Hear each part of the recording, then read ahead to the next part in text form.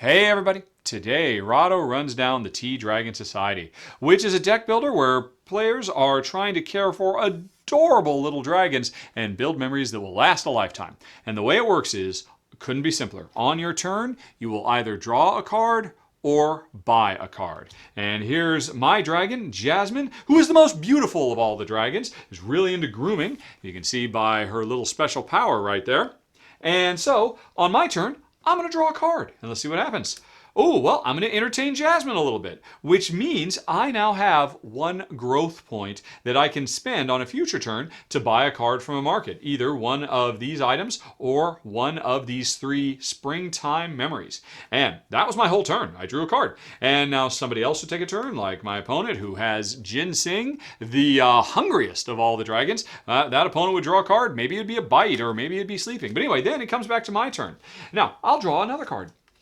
And grooming, very, very nice. Because whenever I draw a grooming card, if I held no grooming cards to begin with, I get to draw again. So a little combo action. And it's another grooming, although unfortunately this one doesn't trigger because at the time I drew it, I already had a grooming. So I got to draw two cards that turn, and I now have a total of 1, 2, 3, 4 growth. That was my turn. And now it's my opponent's turn. They'll draw, they'll do whatever the cards say, and now it comes back to my turn again.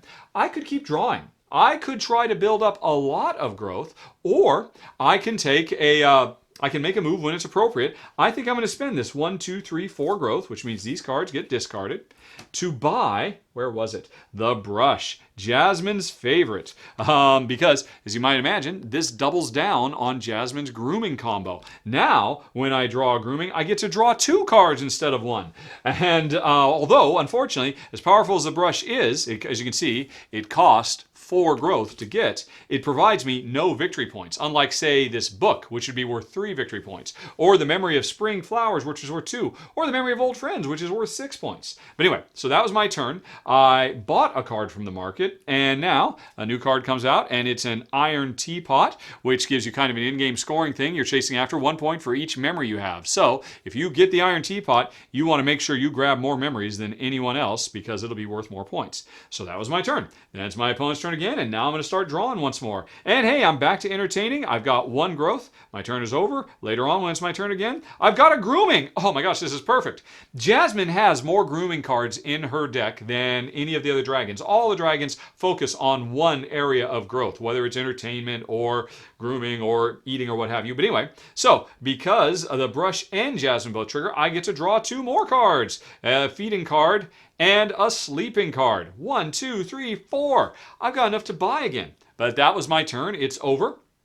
And the interesting thing is, there's a tiny push your luck element to this game because there might be something out that I'm really trying to save up for that's really, really expensive, especially in the later seasons. The later seasons, you like a fall festival costs 7, a lazy afternoon costs 7, so you might want to save up. But there's a push your luck element because, say, I've got enough to buy another card right now, but if I wanted to save up and I drew another one, I might get, oh no, Jasmine is now grumpy. When this is drawn, discard this and a sleeping card. Now, if I didn't have a sleeping card out, no big deal. But that was me pushing my luck. I was trying to get more, and oh no, my dragon got grumpy, so not sleeping, and now I'm down to 3. I should have sprung while the spring was good, but then if I draw again, actually, I know I've got some more.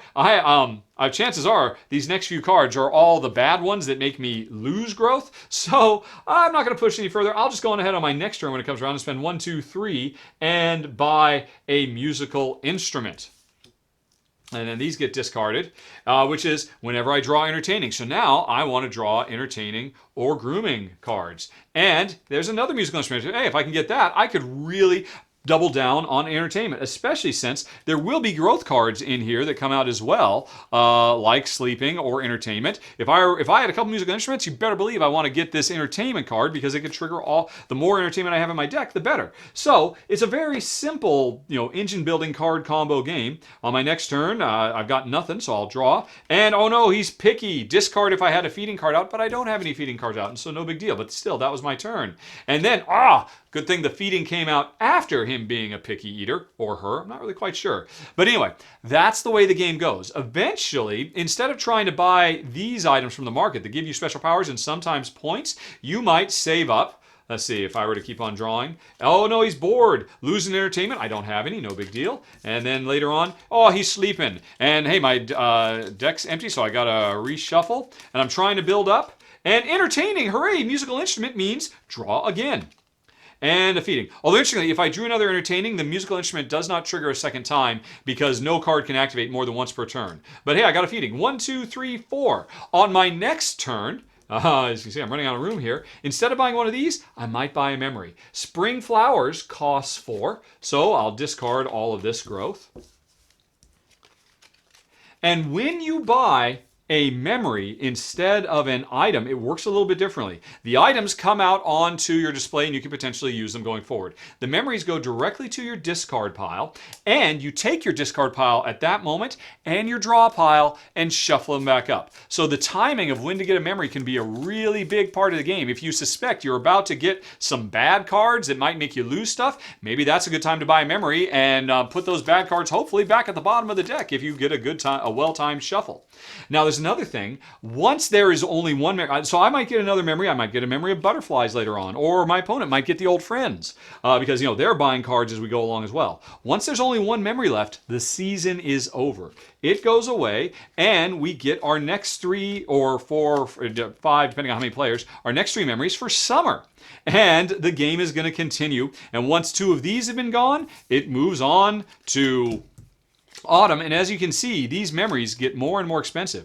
And some of the memories aren't even particularly good memories, but they're still worth points. And then finally, we have some winter memories. And once it's all done, we tally up the points we've got in our decks. The memories are always worth points, although sometimes they have special powers as well. Often they can be powers that do good things or bad things, depending. But that is the Tea Dragon Society in a nutshell. A very sweet, I don't know, could this be the most charming deck builder of all time? It's so just adorable and twee, but in a good way. It's very laid back, very relaxed. Your turns are so quick and simple. Draw a card or buy. A little bit of push your luck, a little bit of engine building, and just, again, the sweetest, most charming thing you've ever seen on a bunch of cards. I guess this is based on a popular graphic novel. And so I'm not really familiar with it, but, Jen, I definitely fell under its spell. That said, it is very, very light. This is kind of like a slow motion deck builder, because you don't draw 5 cards and then figure out what kind of combos you're going to try and do.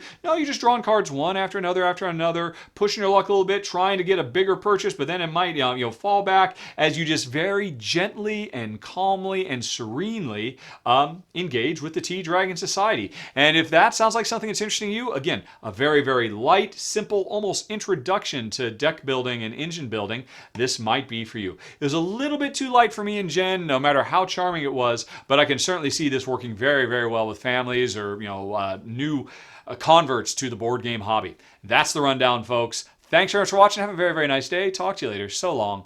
Bye-bye.